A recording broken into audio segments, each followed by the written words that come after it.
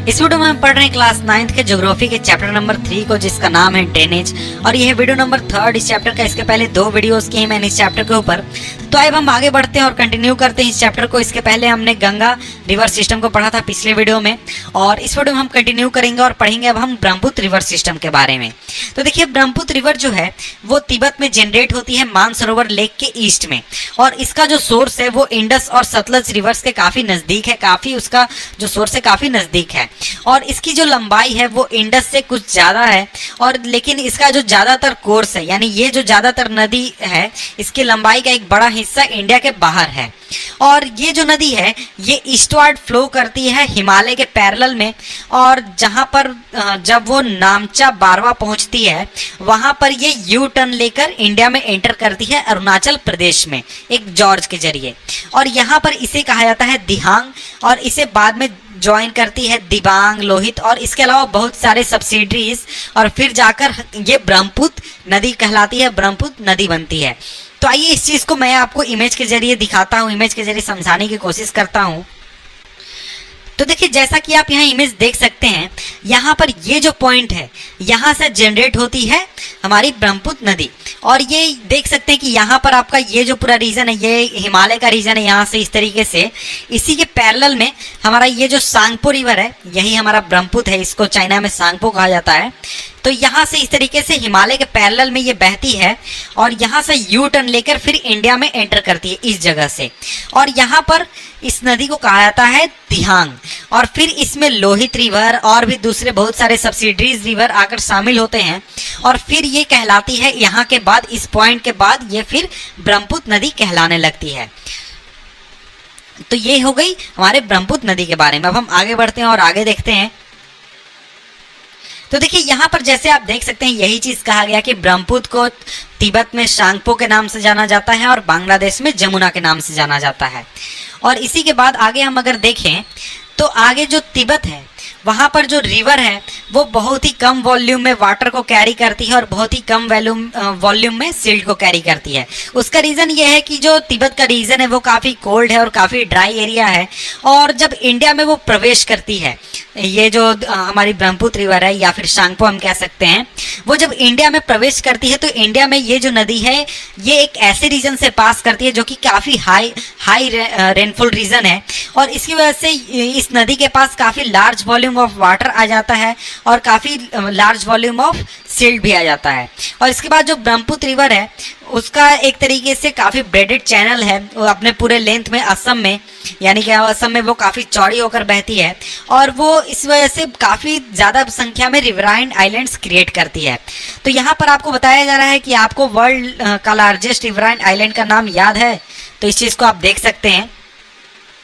तो देखिए, हर साल रेनी सीजन में जो ये नदी है ब्रह्मपुत्र नदी है वो अपने किनारों से ऊपर बहने लगती है, और इसकी वजह से बहुत ज़्यादा डिवास्टेशन होता है, क्योंकि इसकी वजह से बहुत ज़्यादा फ्लड्स आते हैं असम में और बांग्लादेश में।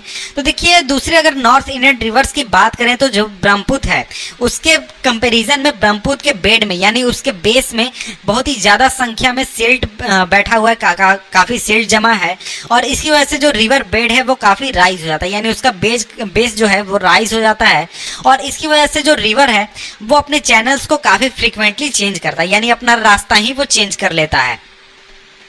इसके बाद अब हम आगे बढ़ते हैं और आगे अब हम पढ़ेंगे पेनिसुलर रिवर्स के बारे में। तो देखिए, जो मेन वाटर डिवाइड है पेनिसुलर इंडिया में वो फॉर्म किया जाता है वेस्टर्न घाट द्वारा। तो वेस्टर्न घाट क्या है? वेस्टर्न घाट एक तरीके का वाटर डिवाइड क्रिएट करता है जो कि रन करता है वेस्टर्न कोस्ट के काफ़ी नज़दीक में, नॉर्थ टू साउथ। और ज़्यादातर जो रिवर्स हैं पेनिसुला में, जैसे कि महानदी, गोदावरी, कृष्णा, कावेरी, वो ईस्टवर्ड फॉलो करते हैं और जाकर बे ऑफ बंगाल में गिरते हैं। तो ये जो रिवर हैं ये डेल्टा का निर्माण करते हैं अपने माउथ पर, यानी जब ये समुद्र में गिरने वाले होते हैं तो उस समय ये डेल्टा का निर्माण करते हैं। तो देखिए, इसके अलावा बहुत सारे छोटी छोटी नदियां हैं जो कि वेस्टर्न घाट से जनरेट होकर वेस्ट की तरफ गिरते हैं, लेकिन वेस्ट की तरफ गिरने वाले 2 ही बड़े नदी हैं जो कि है नर्मदा और तापी। और ये जो है ये वेस्ट की तरफ बहते हैं और स्ट्यूरीज का निर्माण करते हैं।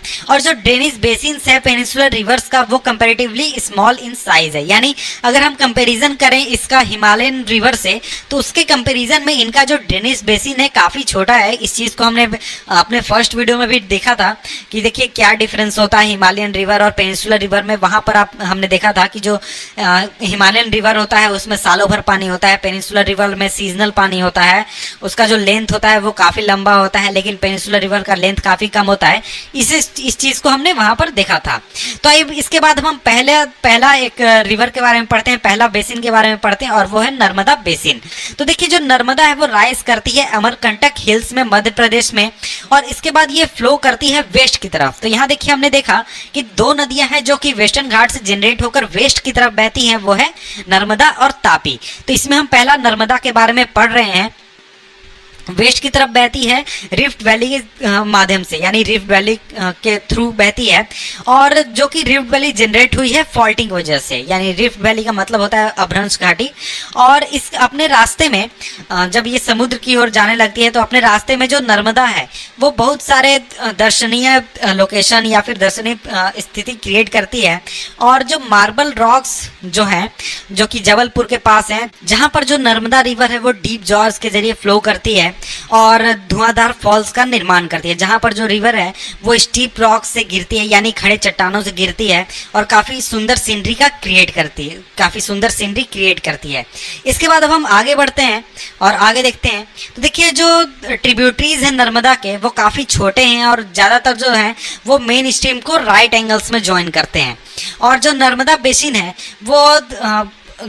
बेसिन है वो मध्य प्रदेश और गुजरात के हिस्सों को कवर करता है। और इसके बाद अब हम आगे बढ़ते हैं और पढ़ते हैं हमारा नेक्स्ट बेसिन जो कि है तापी बेसिन। जो तापी बेसिन है वो राइज करता है सतपुरा रेंजेस में जो कि है बैतूल डिस्ट्रिक्ट में मध्य प्रदेश में। और ये जो है ये नदी भी फ्लो करती है रिफ्ट वैली के जरिए नर्मदा नदी के पैरेलली, यानी नर्मदा नदी के पैरेलल में ये फ्लो करती है। और इसका जो लंबाई है वो काफ़ी कम है इसका नर्मदा के मुकाबले। और इसका जो बेसिन है वो कवर करता है मध्य प्रदेश, गुजरात और महाराष्ट्र के कुछ हिस्सों को।